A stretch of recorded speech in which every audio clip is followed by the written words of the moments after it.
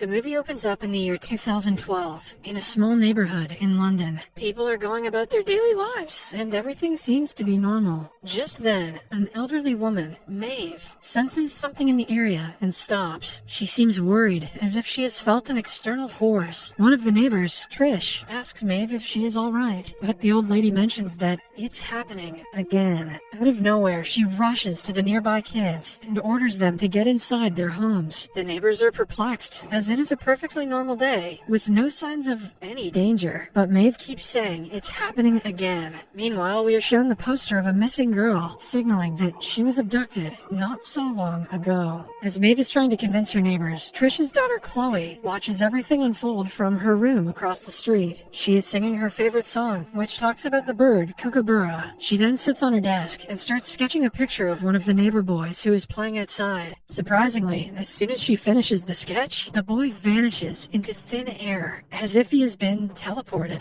Maeve and the boy's father realize that another abduction has taken place, but they can do nothing about it, aside from maybe taking away that girl's crayons. Following this, we are introduced to the main protagonist, the Doctor, and his accomplice, Rose. The two are time travelers who have been tasked with fixing any anomalies in the timeline. They have come into this world through their teleportation portal. However, this time, they are simply there to witness the opening ceremony of the 2012 London Olympics. As the two are walking through the same neighborhood, they come across the posters of the missing children. The Doctor, being a curious individual, doesn't believe that someone in a quiet neighborhood like this one is capable of abducting children. Hence, he goes around the neighborhood and starts inspecting. When he reaches near the house where the last boy disappeared, he suddenly senses a wave of energy, thus concluding that the abductions are related to something supernatural. Meanwhile, Rose talks to a maintenance worker named Kel, who has been fixing the potholes in the neighborhood. It turns out that the Olympic torch is going to pass through this street on the way to Wembley Stadium.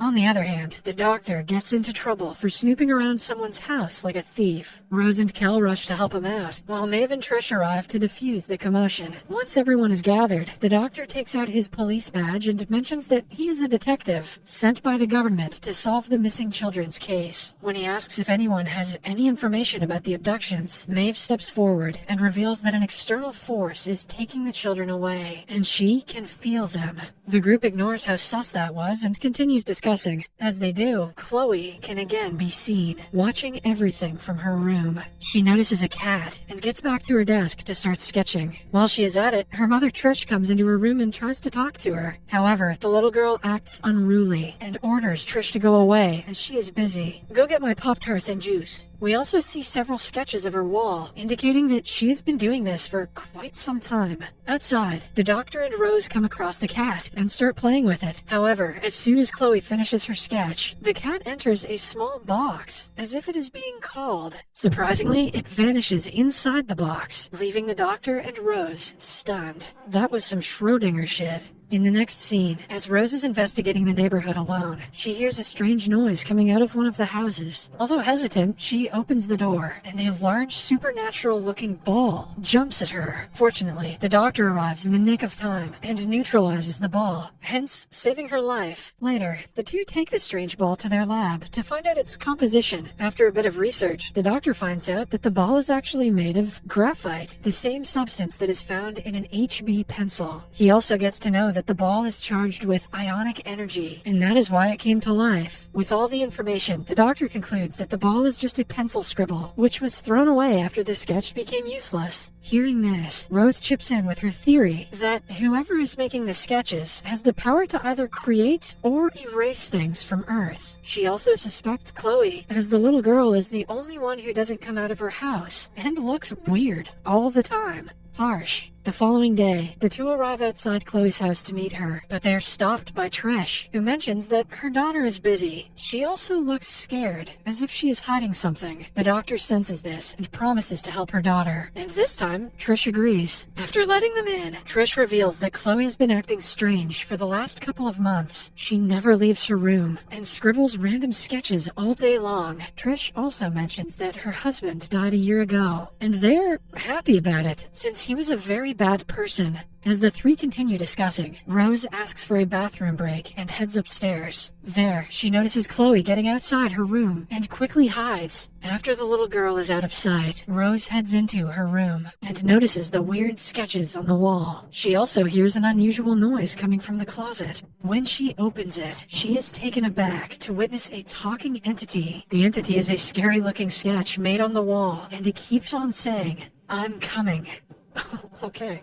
Meanwhile, the doctor meets with Chloe and tries to interrogate her, but the girl again says that she's busy. Suddenly, he hears Rose's scream and rushes upstairs. On reaching, he sees the entity trying to come out of the closet and immediately closes it. Trish also arrives and gets angry that the two have barged into her daughter's room without permission. Just then, Chloe reveals that the entity inside the closet is her father, and that she sketched it after she saw him in her dream. Worried, Trish asks her what's going on, but as usual, Chloe does not respond. After this, the two time travelers brief Trish on everything that has been happening with her daughter. They mention how Chloe has been using her sketches to make kids and animals disappear from her neighborhood. As expected, Trish is dumbfounded to hear all this, but deep down inside, even she knows that something is terribly wrong with her daughter. Later, the three head to the kitchen and discuss the matter at hand. Trish is confused as to why Chloe drew her dead father, to which the doctor replies that he has been haunting the little girl in her dreams. Then, to find more answers, they again head back to the little girl's room. However, this time, the doctor uses one of his spells to render Chloe unconscious so that he can talk to the entity that is possessing her. Lo and behold, the entity starts speaking and continuously mentions that it doesn't want to be alone. It then identifies itself as an Isolus, a supernatural being that travels through space with its large family. 2 months ago, this particular Isolus became separated from its family when a large solar flare damaged its pod and sent it flying to Earth. Rose and Trish can't understand why the Isolus took over Chloe's body, but the doctor clarifies that these creatures live off their family's energy, and that if they are separated for too long,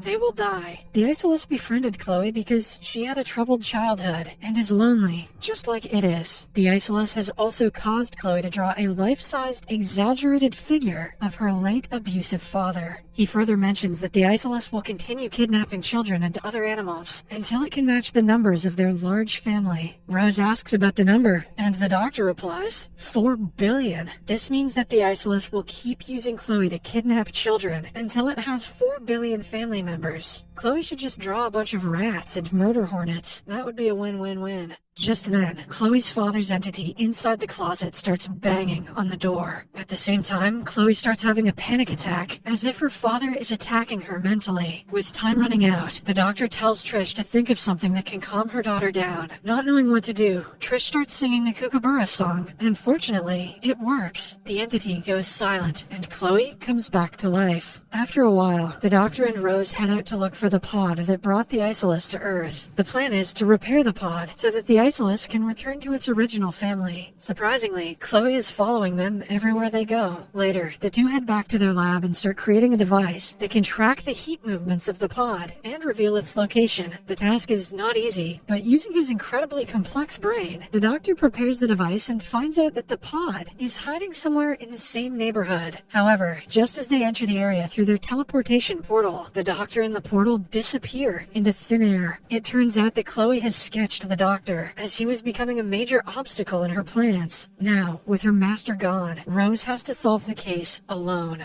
What if Chloe draws Rose, too? In the next scene, Rose hurries to the streets and starts looking for the pod. A few hours pass by, but she doesn't find a single clue. Suddenly, it strikes her mind that the pod feeds off heat energy, meaning that it must be repairing itself in the hottest part of the neighborhood. She then approaches Kel, the maintenance worker, and asks him the location of the largest pothole he fixed recently. Kel thinks for a while and points at a nearby place where he deposited a lot of hot tar. Wasting no time, Rose grabs an axe and starts digging. Her plan comes to fruition as, just after a few minutes, she finds the pod. Elsewhere, Chloe watches the television and sees thousands of people in Wembley Stadium waiting to witness the opening ceremony of the 2012 Olympics. Unsurprisingly, this strikes an idea in her mind, and she starts sketching the entire stadium. Shortly after, Rose arrives at the house with the pod, but it's too late. Around 80,000 people in the stadium have disappeared into thin air, and the news is being broadcast live on television. Sadly, this is still not enough for the Isolus, and it orders Chloe to sketch the entire Earth so that it can abduct everyone and make a large family. Rose tries to stop Chloe, but the entity inside the closet threatens to come out if she gets near the child. With all hope now seemingly lost, a sketch inside the room suddenly moves. It is the doctor's sketch, and even while being abducted, he has managed to communicate with Rose. In the sketch, she is pointing at the Olympic torch. At the same time, the television also starts showing the Olympic torch rally, which is nearing the neighborhood. The reporter says that the torch is a beacon of hope, integrity, and love. As soon as Rose hears this, she realizes that the doctor is signaling her to throw the pod inside the Olympic torch, as love is the only thing that can repair it.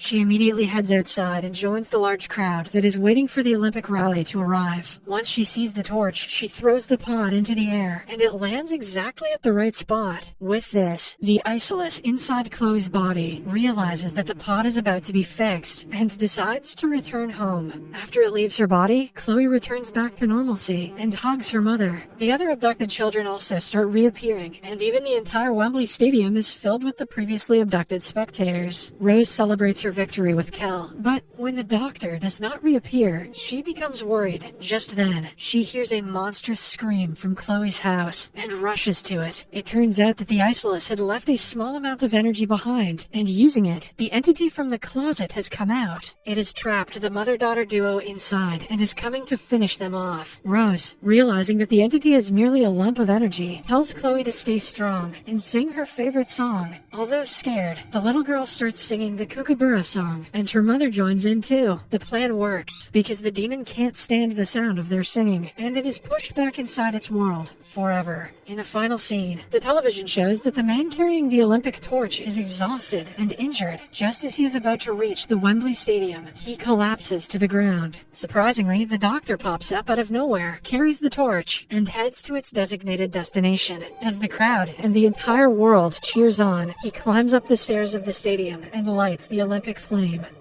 Did the first torchbearer just die, or? The movie ends as the pod finally generates enough energy to travel back to its own galaxy.